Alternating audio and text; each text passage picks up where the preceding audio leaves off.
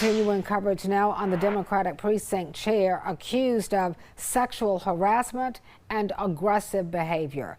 David Andrews, the husband of Wilmington City Council member Celette Andrews, now warns he might sue the people who made allegations against him.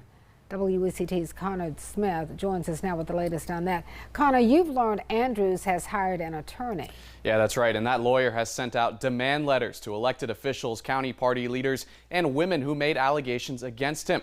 Now, we received copies of two different kinds of letters, one sent to people considered possible witnesses. City Council member David Joyner and school board member Tim Merrick both say they received one. The letter tells them not to destroy or alter any possible evidence if Andrews does pursue legal action.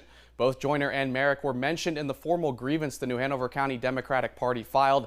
That grievance asked the state Democratic Party to remove Andrews from the party. The other letter is more strongly worded. It claims defamation, demanding the recipients publicly take back their allegations against Andrews. We've confirmed that letter went to County Commissioner Stephanie Walker and Jenny Thomason, who's running for Clerk of Superior Court in New Hanover County. We have reached out to see who else received the letter. Both of those women accused Andrews of aggressive behavior. Thomason alleges Andrews inappropriately touched her. She sent us this response to the letter today, quote, "My statements and allegations against Mr. Andrews are not defamatory." She continues, "The fact that Mr. Andrews is unhappy with the publication of true facts does not make the publication of those true facts defamatory," end quote.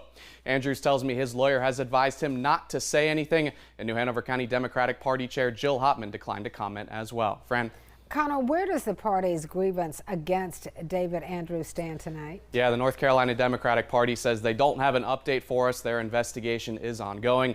We'll keep you updated on the grievance and any legal action that might come out of this. All right, Connor, thanks so much.